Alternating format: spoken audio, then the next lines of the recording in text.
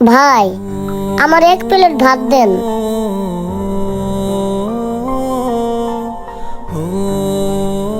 কিরে ভাত যে দিমু, ভাতের সাথে কি দিমু ক? গরু আছে, মুরগি আছে, ডাইল আছে, আলু ভর্তা আছে, পাঙ্গাস মাছ আছে, ইলিশ মাছ আছে, তোরে কি দিয়া দিমু ক? ভাই, আমার অত কিছু লাগবে না, আপনি শুধু আমারে কাঁচা মরিচ দিয়ে এক প্লেট ভাত দেন। কি বলিস, কাঁচামরিচ দিয়ে ভাত দিমু? তুই কেমনে খাবি তরকারি ছাড়া? ভাই, আমাদের মতো গরিবদের কি ভালো তরকারি দিয়ে ভাত খাওয়ার সামর্থ্য আছে? কি বলিস, তাই বলে কি খালি কাঁচামরিচ দিয়ে ভাত খাবি? আরে ভাই, আমি তো তাও কাঁচা মরিচ দিয়ে খাইতেছি, আর আমার জায়গায় যদি আপনি থাকতেন, আপনার মাটি চাবে খাইতে হইতো। আমি কাঁচা মরিচ দিয়ে খাইতে পারবো, দেন তো ভাই আপনি। আচ্ছা ঠিক আছে।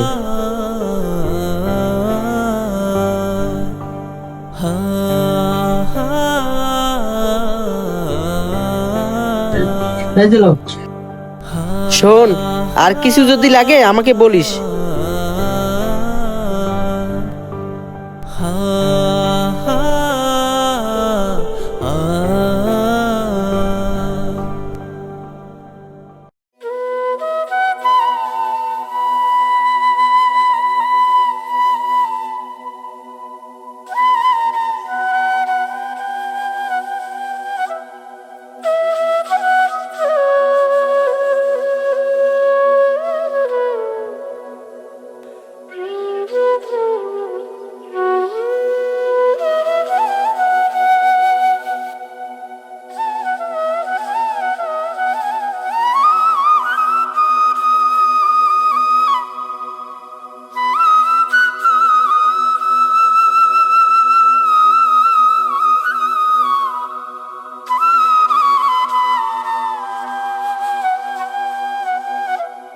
এই যে ভাই, আপনার 10 টাকা।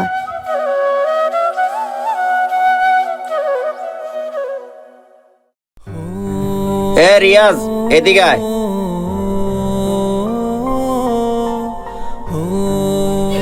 জি মহাজন। কিরে, ওই কি প্রতিদিন আইসা 10 টাকার ভাত খায়?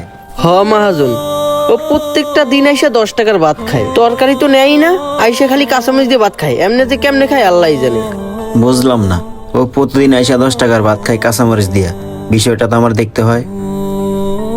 আচ্ছা তুই একটা কাজ কর, ক্যাশের দিকে খেয়াল রাখিস, আমি একটু আসি। আচ্ছা ঠিক আছে মহাজন।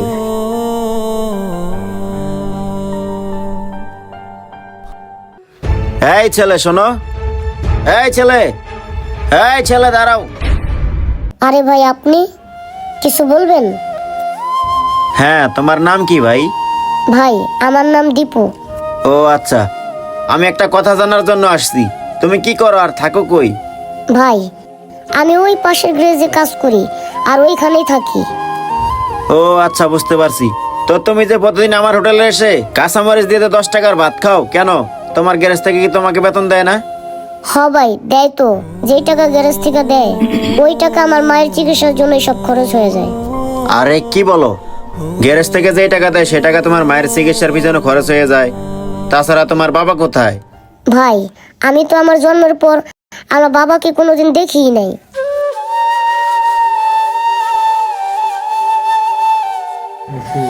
মায়ের মুখে শুনছি আমার বাবা নাকি আমাকে ছোট রেখে মারা গেছে।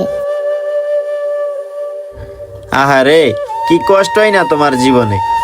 আচ্ছা, আমি যদি তোমাকে একটা কথা বলি, তুমি কি আমার কথাটা রাখবা? আচ্ছা ভাই, কি বলবেন বলেন। আচ্ছা, তুমি যেই গ্যারেজে কাজ করো ওইখান থেকে ছুটি হয় কখন? এই তো ভাইয়া, সকাল 8টা থেকে বিকাল 5টা পর্যন্ত, তারপরে আমার ছুটি।